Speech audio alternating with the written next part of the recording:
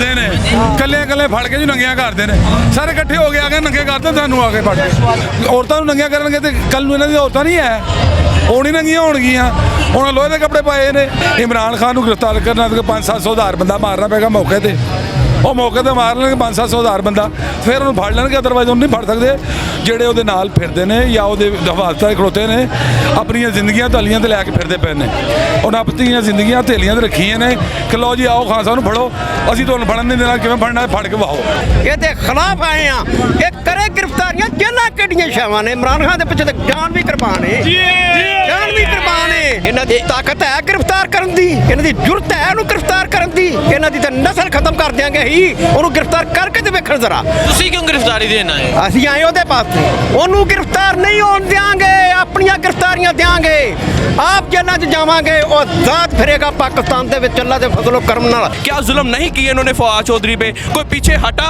नहीं हटा अवाम सड़कों पे निकली ज्यादा अवाम निकली सड़कों पे उससे डबल रिएक्शन आया जैसे इमरान रियाज ने कहा कि ये पार्टी को जितना दबाओगे उतना रिएक्शन आएगा इस पार्टी का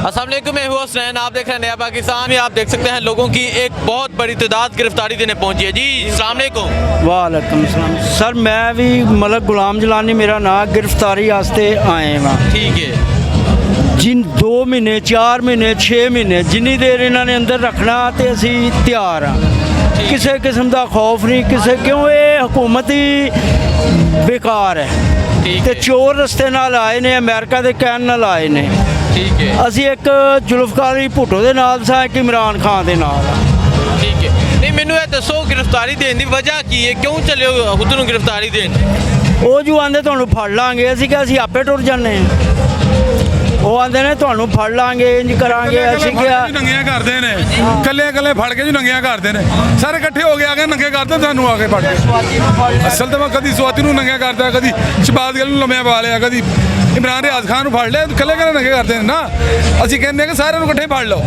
ਅੱਛਾ ਮੈਨੂੰ ਇਹ ਦੱਸੋ ਕੱਲ ਇਮਰਾਨ ਖਾਨ ਸਾਹਿਬ ਨੇ ਇੱਕ ਪ੍ਰੈਸ ਕਾਨਫਰੰਸ ਕੀਤੀ ਤੁਸੀਂ ਵੇਖਿਓ ਕਿ ਜ਼ੁਲਮ ਇਸ ਹੱਦ ਤੱਕ ਪਹੁੰਚ ਗਿਆ ਹੈ ਉਹ ਔਰਤਾਂ ਨੂੰ ਨੰਗਾ ਕਰਨ ਦੀ ਗੱਲ ਕਰ ਰਹੇ ਨੇ ਕੀ ਕਹਿਣਾ ਚਾਹੋਗੇ ਗੱਲ ਇਹ ਕਿ ਜਿਹੜੇ ਧੋਣ ਉਹਨਾਂ ਕੋਲ ਜਿੰਨਾ ਕੋਈ ਗੈਰਤ ਨਾ ਹੋਵੇ ਉਹ ਇੰਜ ਦੇ ਕੰਮ ਹੀ ਕਰਦੇ ਨੇ ਇਹ ਸਾਰਿਆਂ ਨੂੰ ਪਤਾ ਹੈ ਕਿ ਇਹਨਾਂ ਦਾ ਪਿੱਛੋਂ ਕੀ ਸਿਲਸਿਲਾ ਚੱਲ ਰਿਹਾ ਮਰੀਮ ਤੋਂ ਲੈ ਕੇ ਅੱਗੇ ਤੱਕ ਕੀ ਮਾਮਲਾਤ ਨੇ ਇਹਨਾਂ ਦੇ ਸਾਰਿਆਂ ਨੂੰ ਪਤਾ ਹੈ ਤੇ ਹੁਣ ਜਿਹੋ ਜਿਹੇ ਬੰਦੇ ਆਪ ਨੇ ਉਂਝ ਦੇ ਬੰਨਾ ਨਾ ਉਹਨਾਂ ਨੇ ਉਸ ਤਰ੍ਹਾਂ ਦੇ ਬਣ ਕੇ ਸਾਹਮਣੇ ਆਉਣਾ ਹੈ ਠੀਕ ਹੈ ਇਹੀ ਗੱਲ ਹੈ ਔਰ ਔਰਤਾਂ ਨੂੰ ਨੰਗੀਆਂ ਕਰਨਗੇ ਤੇ ਕੱਲ ਨੂੰ ਇਹਨਾਂ ਦੀ ਔਰਤਾਂ ਨਹੀਂ ਹੈ ਉਹ ਨਹੀਂ ਨੰਗੀਆਂ ਹੋਣਗੀਆਂ ਉਹਨਾਂ ਲੋਹੇ ਦੇ ਕੱਪੜੇ ਪਾਏ ਨੇ ਉਹ ਵੀ ਨੰਗੀਆਂ ਹੋਣਗੀਆਂ ਕੋਈ ਗੱਲ ਨਹੀਂ ਹੈ ਵਜ੍ਹਾ ਕੀ ਹੈ ਮਤਲਬ ਇਹ ਹੱਦ ਤੱਕ ਆ ਗਏ ਨੇ ਪਹਿਲਾਂ ਤੇ ਮਰਦਾਂ ਨੂੰ ਨਾ ਕੀਤੇ ਹੀ ਜੀ ਕੀਤੇ ਉਹਨਾਂ ਨੂੰ ਨਜ਼ਰ ਆ ਰਿਹਾ ਹੈ ਕਿ ਹੁਣ ਸਾਡੀ ਜਾ ਕੋਈ ਨਹੀਂ ਸਾਡੇ ਕੋਲੋਂ ਗਵਰਨਮੈਂਟ ਜਾਣੀ ਹੈ ਇਹ ਅਸਲੇ ਪਬਲਿਕ ਇਮਰਾਨ ਖਾਨ ਦੇ ਨਾਲ ਹੈ इमरान खान जड़ा उन्हें वक्त की नबज उत्ते हथ रखे है तो इंशाल्लाह जल्दी आप देख सकते हैं यहाँ कारकुनान एक बहुत बड़ी तादाद में पहुँच रहे हैं जो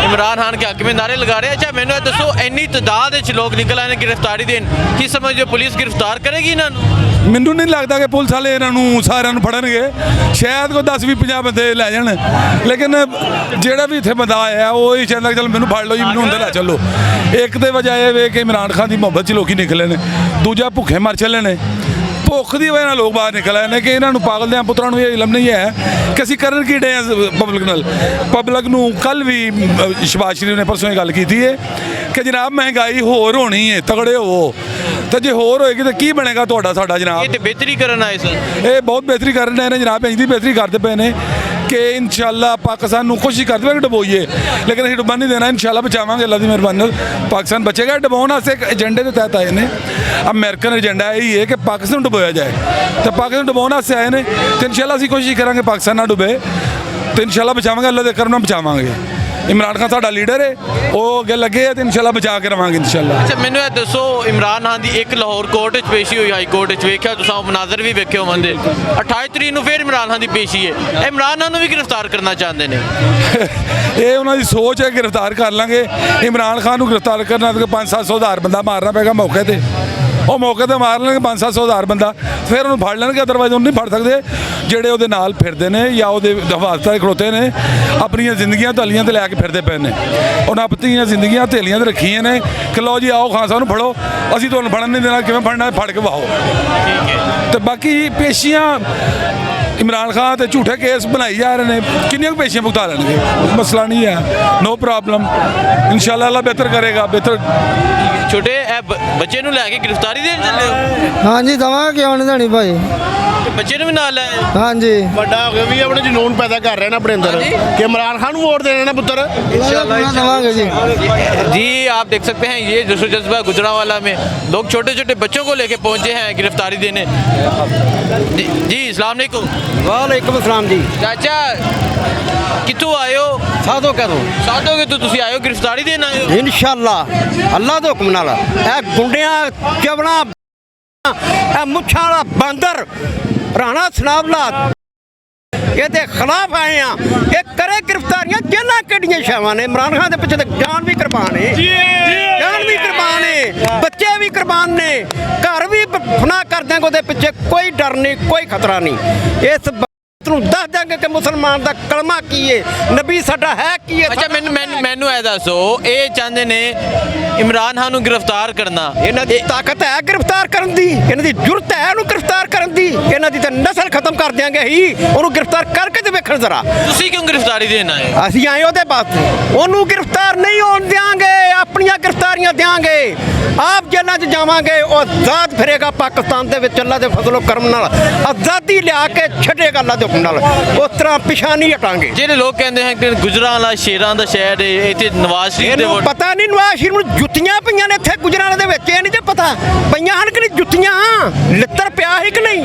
ਤੇ ਇਮਰਾਨ ਖਾਨ ਦਾ ਸ਼ਹਿਰ ਹੈ, ਪਹਿਲਵਾਨਾਂ ਦਾ ਸ਼ਹਿਰ ਹੈ, ਇਹ ਸ਼ਹਿਰ ਬਦਲ ਗਿਆ ਹੈ, ਇਹ तब्दीली आ गई है। अब शेरों का घर नहीं रहा, ये इमरान खान का किला बन चुका है। इंशाल्लाह अब अगले इलेक्शन में जैसे ये लोग इलेक्शन से भाग रहे हैं, हम इनको भागने नहीं देंगे। 90 रोज़ के अंदर जैसे सदर साहब ने तारीख दी है, ये इलेक्शन करवाएंगे।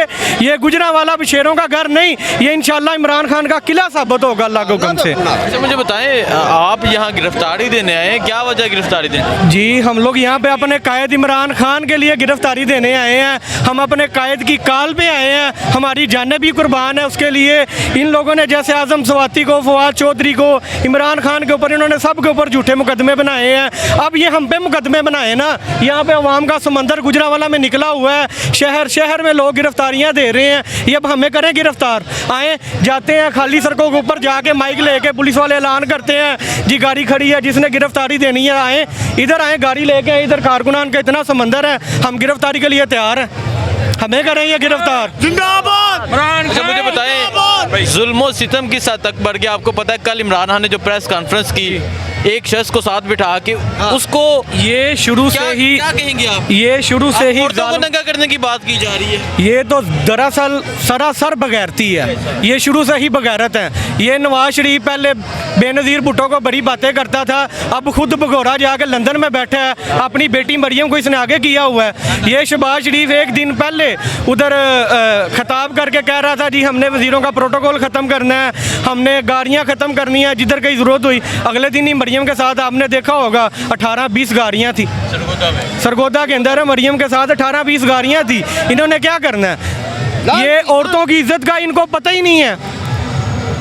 ये चले हैं जी जुल्म करने, किसी को उठा लिया, उसको जनसी तशद्दुद किया, जनसी टार्चर किया, ये तो इनके हथकंडे हैं, हम ये नहीं होने देंगे। इसीलिए हम आए हैं अल्लाह के हुक्म से, हम अपने कायद के लिए हम जाने भी कुर्बान करेंगे, हम गिरफ्तारी भी देंगे और ये कानून इंशाल्लाह हम ख़त्म करेंगे। बहुत शुक्रिया जी। अस्सलाम वालेकुम। वालेकुम सलाम। हुसैन भाई कैसे हैं? अल्हम्दुलिल्लाह। क्या कहना चाहेंगे आज जिस तरह गुजरांवाला के लोग बाहर निकले हैं गिरफ्तारी देने? गुजरांवाला ने जब खान साहब यहाँ पे मौजूद थे तब भी उन्होंने प्रूव किया गुजरांवाला की आवाम एक गयोर आवाम है और उन्होंने खान साहब का साथ दिया और अब भी वो खान साहब की जेल बड़ो तहरीक के अंदर बिल्कुल इन्वॉल्व है। क्या जुल्म नहीं किया इन्होंने? क्या जुल्म नहीं किए शहबाज गिल पे? क्या जुल्म नहीं किए इन्होंने फवाद चौधरी पे? कोई पीछे हटा?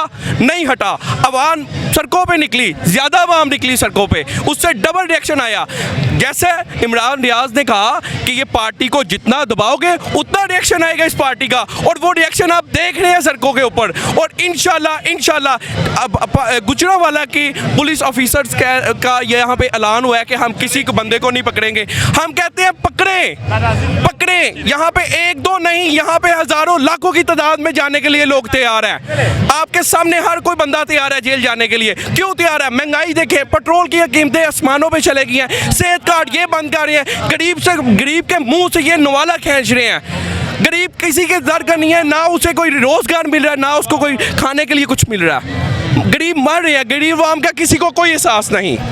नहीं, आप मुझे ये बताएं, कल इमरान खान जो प्रेस कॉन्फ्रेंस की, सियालकोट के एक शख्स को सिर्फ इस वजह से टॉर्चर किया गया और उसकी बीवी को नंगा करने की बात की गई कि वो उस्मान डार के खिलाफ बयान दे।